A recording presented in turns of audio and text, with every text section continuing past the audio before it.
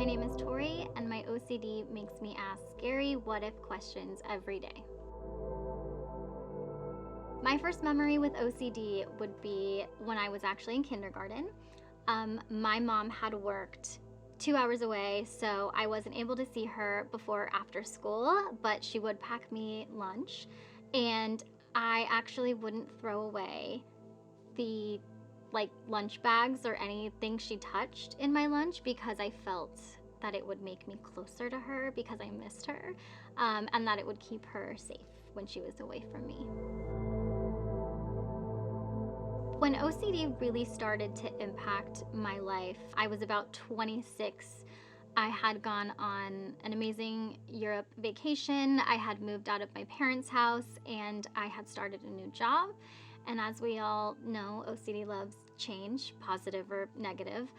So that was a big change in my life. And I was hit with hit and run OCD first. And so I completely stopped driving myself to work. I was spending $80 on Uber drives to and from work. I was begging my friends and lying to my friends to get rides to and from work. And I completely lost all independence as a 26-year-old adult living in Southern California where you need to drive. And it started to spiral from hit and run OCD to moral scrupulosity OCD, hyper responsibility OCD with relationship OCD, and yeah, it kind of just went downhill from there. I was unrecognizable to my family and my friends. I had stopped being able to care for myself, brush my teeth, wash my face. I was completely debilitated by my intrusive thoughts and by rumination. I barely left my apartment, so I definitely had my world turned upside down because of my OCD. I went over 20 years before I had started evidence-based treatment. I was 27 when I had first seen my therapist and started exposure and response prevention therapy. So it was over 20 years.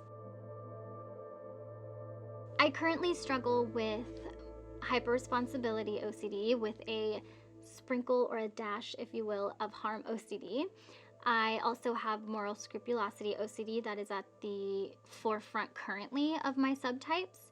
So a lot of the what ifs that I deal with today are, what if I hurt someone and I don't know? What if I hurt someone and I don't remember?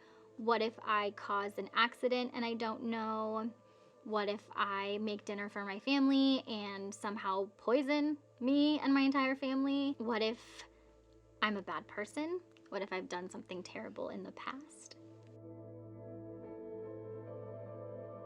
One thing that I would love others to know about my specific journey with OCD is that it's not going to look like the stereotypical person who's struggling with a mental health disorder. Unfortunately, it's really misrepresented in the media and in society, and mental health in general is misunderstood. And so I was the fun, bubbly, really happy-go-lucky person at my work, in my family, but I was struggling on the inside so much every single day. And I just want people to know that it could be the person sitting next to you, it could be your coworker, it could be your significant other, your family, your friends, and to be as kind and as gentle as you can because you don't know what other people are going through, like I was.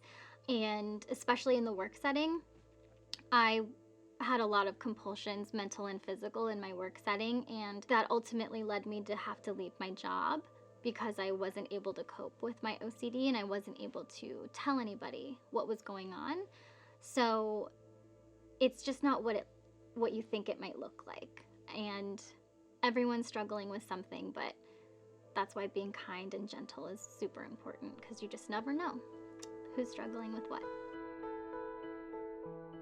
Hope means to me ultimately relief. It means waking up in the morning and not having that visceral feeling in your stomach that comes along with OCD's intrusive thoughts.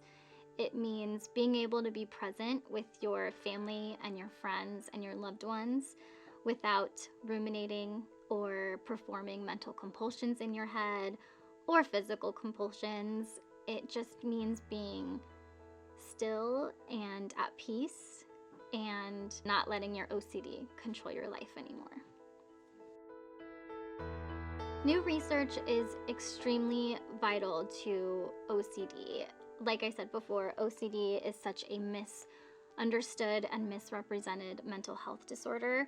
And by new research, or even just by continuing the conversation around what OCD actually is, it's going to reach such a wider audience, and it's going to reach people who don't even know that they have OCD and that they're deserving and that they're able to get relief or hope and that they're able to get their life back. Because of my OCD, my brain loves to throw scary what-if questions at me every day. But what if you're not alone? And what if research brings hope?